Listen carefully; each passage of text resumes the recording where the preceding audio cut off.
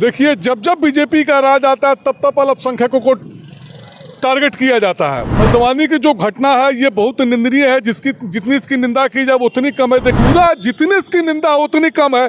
देखिए, किसी के इबादत गाह को तोड़ देना ये कहाँ तक जायज, हमको जरा बताएं। हमारा धर्म जो, हमारा देश जो वो धर्मनिरपेक्ष राज्य है, उस देश में अल्पसंख्यकों के साथ में ऐसा व्यवहार करना ये कहाँ तक उचित है? क्या यही सबका साथ सबका विकास है? किसी के इबादत गाह को तोड़ दीजिए, मुस्लिमों को टारगेट किया जाए। तो ये सिर्फ ढोंग करते हैं, ढकोसला करते हैं। ये कुछ महिलाओं को सम्मान नहीं देते, ना अल्पसंख्यक समाज को सम्मान देते हैं। ये सिर्फ ढकोसला करते हैं, धार्मिक उन्माद फैलाना चाहते हैं कि माने एक से एक दूसरे लड़ते रहे, हमारी दुकानदारी चलती रहे। माली वो अच्छा होता है जिसकी बगिया में किस्म किस्म के फूल हो। माली वो अच्छा नहीं जिसकी बगिया में सिर्फ कमल का फूल हो। कहता कापा करूँ सिंगार पिया मोरे आनहर। कहता अगर किसी का पिया अंधा हो तो उसकी बीवी किस पर सिंगार करेगी? जहाँ बीजेपी का राज है उस पर हम क्या अपील कर सकते हैं? वो अपील हमारी मानेंगे? वो अपील हमारी मानेंगे? उनको तो धार्मिक उन्माद फैलाना है। जय हिंद, मैं शाह संदली और आप देख रहे हैं PRB। देखिए, उत्तराखंड के हल्द्वानी में जिस तरीके से मस्जिद और मदरसे को अवैध बताकर तोड़ा गया, उसके बाद लगातार वहाँ पे विरोध किया जा रहा था। उसके बाद विरोध के दरमियान पुलिस ने लाठियाँ बरसा दी और बताया जा रहा है कि 6 लोगों की जानें गई हैं, 6 मुस्लिम लोगों की जानें गई हैं। इसी पर हम बातचीत करने के लिए बिहार में मौजूद हैं और बिहार के लोगों से बातचीत करेंगे। इस पूरे मामले को किस तरीके से देख रहे हैं, जिस तरीके से लगातार मस्जिद और मदरसे को तोड़ा जा रहा है, इस पर इन लोगों को क्या कुछ कह रहे हैं। जिस तरीके से पुलिस ने महिलाओं पर भी लाठियां बरसाई है और पुलिस के जवान भी इसमें घायल हुए हैं। कहीं ना कहीं इस मामले को लेकर लोग क्या कुछ सोच रहे हैं, आइए सीधे लोगों से जुड़ते हैं और बातचीत करते हैं। किस तरह से देखते हैं सर ये हल्द्वानी में जिस तरीके का मामला सामने आया है, एक मस्जिद और मदरसे को तोड़ने के बाद लगातार विवाद थमने का नाम नहीं ले रहा है? देखिए, मैं भी बिहार में सिख हूँ, अल्पसंख्यक समुदाय से आता हूँ। हमारी आबादी यहाँ पर बहुत कम है, 14,758 है। देखिए, जब जब बीजेपी का राज आता है तब तब अल्पसंख्यकों को टारगेट किया जाता है। हल्द्वानी की जो घटना है ये बहुत निंदनीय है, जिसकी जितनी इसकी निंदा की जाए उतनी कम है। देखिए, अभी कुछ दिन पहले एक किसान आंदोलन हुआ था दिल्ली में, वहाँ सिख समुदाय के लोग उन्होंने धरना दिया था। तो नरेंद्र मोदी कहते थे ये आतंकवादी हैं, इनको फंडिंग कहाँ से आती है, इनका लंगर कहाँ से चलता है। गुरुद्वारे में कभी आप मेरे भाई आप भी गए होंगे, तुम्हारा लंगर कहाँ से चलता है इसका कोई किसी के पास हिसाब होता है? वो संगत का पैसा होता है, संगत उसको लंगर छकती है। तो जब जब बीजेपी का राज आता है तब तब ये अल्पसंख्यकों को टारगेट किया जाता है। जो 47 का जो बंटवारा हुआ, तो हमारे पूर्वज जो थे वो मूल निवासी पाकिस्तान के थे, पाकिस्तान से हम लोग यहाँ चले। उस वक्त भी जो था RSS ने देश को तोड़ने का काम किया। RSS ने उस वक्त भी देश को तोड़ने का काम किया। वही पॉलिसी आज RSS आज यहाँ लगा रही है। 25 करोड़ जिस देश में मुस्लिम भाई हो, 3 करोड़ सिख भाई हो, हमारा देश जो वो धर्मनिरपेक्ष राज्य है, उस देश में अल्पसंख्यकों के साथ में ऐसा व्यवहार करना ये कहाँ तक उचित है? अच्छा, क्या लग रहा है कि मस्जिद को जो है अतिक्रमण बताकर ये तोड़ा गया है, लेकिन मुस्लिम पक्ष के जो लोग हैं उनका कहना है कि कोर्ट का स्टे ऑर्डर था वहाँ पे, उसके बावजूद उसको तोड़ दिया गया। देखिए, मैं किसी के धर्म पर टीका टिप्पणी नहीं करना चाहता, लेकिन मुझे जहाँ तक ज्ञात है, देखिए गुरुद्वारा जो है ना, ये जब भी बनेगा अपनी ज़मीन पे बनेगा। मस्जिद भी जब तक जहाँ तक बनती है वो अपनी ज़मीन पर बनती है। अगर मस्जिद अगर कहीं नाजायज़ ज़मीन पर बनी है तो वहाँ लोग नमाज अगर अदा करते हैं तो वो हराम हो जाता है। वो जब भी बनेगा तो अपनी ज़मीन पर ही बनेगा। और मैं किसी के धर्म पर टीका टिप्पणी के और कुछ व्यक्ति विशेष के धर्म के, देखिए बहुत से जो है इबादत गाह जो है मेन रोड पर बने होते हैं, मैं उस पर टीका टिप्पणी नहीं करना चाहता हूँ, लेकिन किसी की इबादत गाह को तोड़ना ये उचित बात नहीं है। उचित बात नहीं। लगातार बता रहे मुस्लिम पक्ष के लोग आरोप लगा रहे हैं, लगातार जब से बीजेपी की सरकार आई है लगातार जो है मस्जिद मदरसों को टारगेट करके तोड़ा जा रहा है अवैध बताकर। देखिए, बीजेपी की जब जब सरकार आती है अल्पसंख्यक समुदाय के लोगों को टारगेट किया जाता है। अभी कुछ दिन पहले राजस्थान का चुनाव था, बाबा बालकनाथ की सभा में संदीप दाइमा बैठे हुए थे, वहाँ से राजस्थान से वो अलवर से चुनाव लड़ रहे थे।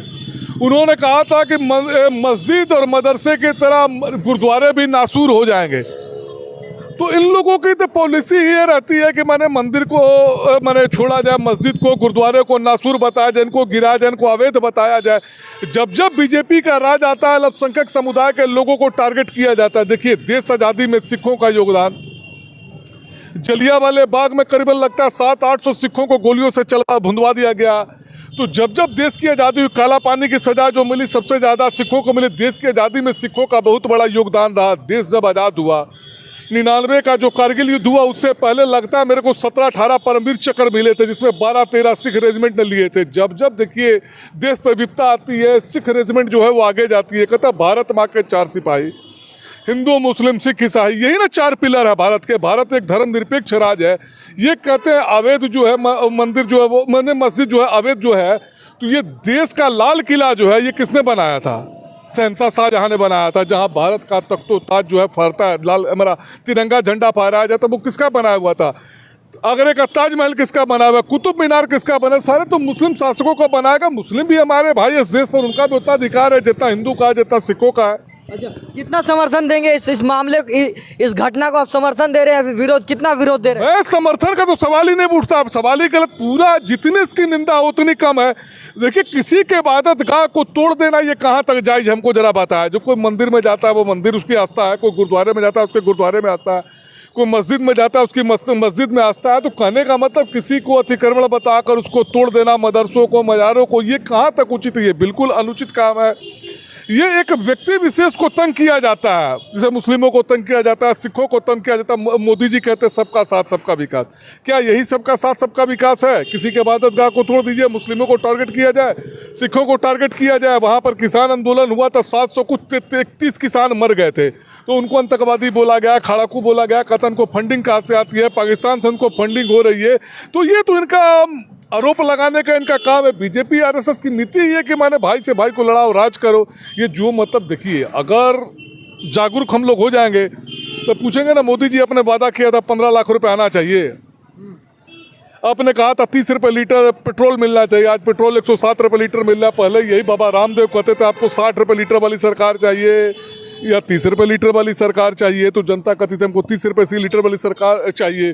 तो आज बीजेपी के राज्य में जो 30 रुपये लीटर की सरकार कहती थी, आज 110 रुपये का मिल रहा है पेट्रोल जो है। गैस सिलेंडर जो था उस वक्त 400 रुपये था, 450 में। तो स्मृति ईरानी अपनी चूड़ियाँ खोलकर माननीय मनमोहन सिंह जी को भेजा करती थी।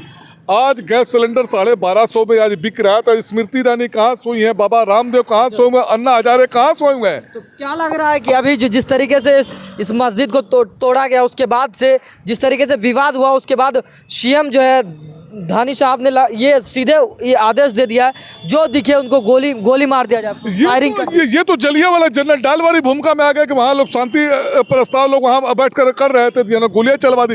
ये तो जनरल डायर की भूमिका हो गई, हिटलर शाही हो गई। ये लोकतंत्र थोड़ी हुआ। हमें हमारे संविधान ने अधिकार दिया, शांतिपूर्ण ढंग से हम कहीं प्रदर्शन कर सकते हैं, कहीं बैठ सकते हैं, कहीं धरना दे सकते हैं, सरकार के खिलाफ बोल सकते हैं, किसी को गोली मरवा दी। ये तो हिटलर शाही हो गई। अभी तक 6 मुसलमानों की जान जा चुकी है इसमें। ये बहुत निंदनीय है। इसकी हमको जानकारी तो नहीं, लेकिन अगर जान गई है, किसी का हमारे नागरिक की जान जाती है, बहुत निंदनीय है। ऐसा नहीं चाहिए। मैंने पुलिस को भी करना देखिए, लेकिन जब जब बीजेपी की सरकार आएगी ना, तब ये अल्पसंख्यक समुदाय के लोगों को उनको टारगेट करना है। ये चाहते हैं कि मैंने आपस में लड़ते रहे, हमारी दुकान चलती रहे। ये जो तस्वीरें वहाँ से सामने आ रही है, लगातार मीडिया में भी खबरें से लगातार तस्वीरें सामने आ रही है कि महिलाओं को पीटा जा रहा है, महिलाओं को घसीटा जा रहा है। जिस तरीके से मोदी सरकार महिलाओं की बात करती है, महिलाओं के आरक्षण की बात करती है, तो क्या लग रही है महिलाओं को किस तरह का सम्मान दे रहे हैं? देखिए, हाथी का दांत दिखाने वाला होता है, खाने वाला और होता भी। देखिए, कुछ दिन पहले महिला जो चांसलर जो थी वो धरने पर बैठी हुई थी। इन्हीं के किसी सांसद पर जो था यौन शोषण का आरोप था। चिन्यानंद का कांड आपको याद ही होगा, जो गृह मंत्री रहे थे, लड़कियों से मालिश करवाया करते थे। उन्नाव का रेप कांड आपको याद ही है, कठुआ का रेप कांड हमको याद है। इनका चाल चरित्र चेहरा क्या है? ये आपसे छुपा हुए महिलाओं के सम्मान की बात करते हैं और महिलाओं के साथ इनके तमाम परसेंटेज नेता जो है वो बलात्कार करते हैं। अभी 4 तो मैंने आपको बता दिया, चिन्यानंद के बारे में बताया, आपको कठुआ रेप कांड बताया, जो उन्नाव की रेप कांड था वो मैंने बताया। तो ये सिर्फ ढोंग करते हैं, ढकोसला करते हैं। ये कुछ महिलाओं को सम्मान नहीं देते, ना अल्पसंख्यक समाज को सम्मान देते हैं। ये सिर्फ ढकोसला करते हैं, धार्मिक उन्माद फैलाना चाहते हैं कि माने एक से एक दूसरे लड़ते रहे, हमारी दुकानदारी चलती रहे। लगातार मोदी जी सबका साथ सबका विकास की बात कर रहे हैं और महिलाओं को इस तरह से पीटा जा रहा, तो क्या ये तस्वीरें मोदी जी को नहीं दिख रही है? क्या ये सबका साथ सबका विकास है? किसी का धार्मिक स्थल तोड़वा दीजिए, ये सबका साथ सबका विकास हो गया। वहाँ किसान जो थे वहाँ धरना दे रहे थे, उनको आतंकवादी बोला गया। इनको पूछा इनके लंगर की फंडिंग कहाँ से आती है। देखिए, ये किसी का साथ किसी का विकास नहीं, ये कुछ गिने चुने लोग कॉर्पोरेट घराना के उनका साथ उनका विकास कर रहे हैं। देखिए, महिलाओं के साथ में तो कितना बलात्कार हुआ, कितना रेप हुआ, ये आपसे छिपा हुआ है। तो आप क्या कहना चाहेंगे मुस्लिम समुदाय को लोगों को आप क्या इससे क्या संदेश जाता है, आप क्या संदेश देना चाहेंगे? देखिए, मुस्लिम समुदाय भी, मुस्लिम भी हमारे भाई हैं। भारत माँ के 4 सिपाही, हिंदू मुस्लिम सिख ईसाई मुस्लिम भी हमारे भाई हैं।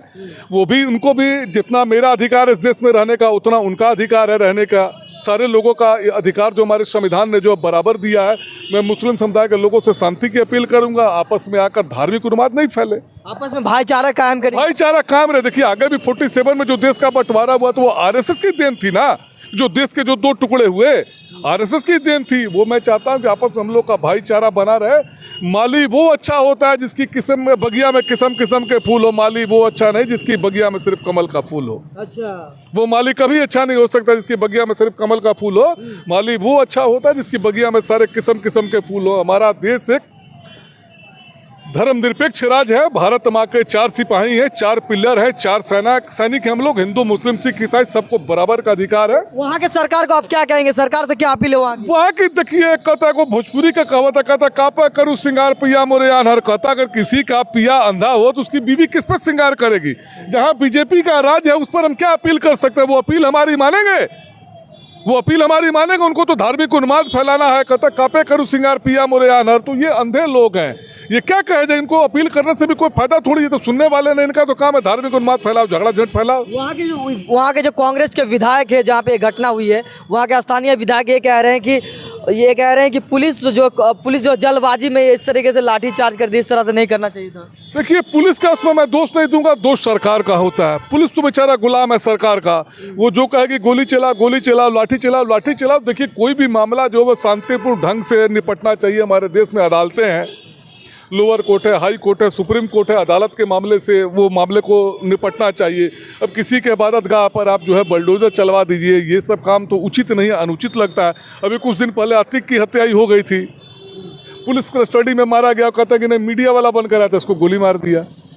तो क्या कहिएगा? ये अल्पसंख्यक समुदाय के लोगों पर ये टारगेट किया जाता है। 24 में आ जाएंगे तो मैंने क्या बोलते हैं, सिखों को मुसलमानों को इस देश में रहना मुश्किल हो जाएगा। अच्छा, अगर मोदी जी 24 में आ गए तो सिखों को मुसलमानों को रहना मुश्किल हो जाएगा। जो इनकी नीतियां हैं, जो इनके बार बार टारगेट करेंगे, हम लोगों के लिए आने वाला समय दिक्कत में होगा। ये देख सकते हैं किस तरीके से बिहार के लोगों की राय है। जिस तरीके से उत्तराखंड के हल्द्वानी में ये घटना हुई है, लगातार ये घटना बढ़ती जा रही है।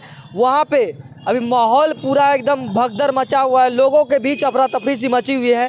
सरकार ने जिस तरीके से वहाँ पे फायरिंग के आदेश दिए हैं, उसके बाद लोग कितने आक्रोशित हैं और लोगों की क्या राय है, हमने बिहार के लोगों से बातचीत किया। आपकी क्या राय है इस पूरे मामले को लेकर, कमेंट बॉक्स में ज़रूर बताएं और वीडियो को ज़्यादा से ज़्यादा लोगों तक शेयर ज़रूर करें। जय हिंद, जय भारत।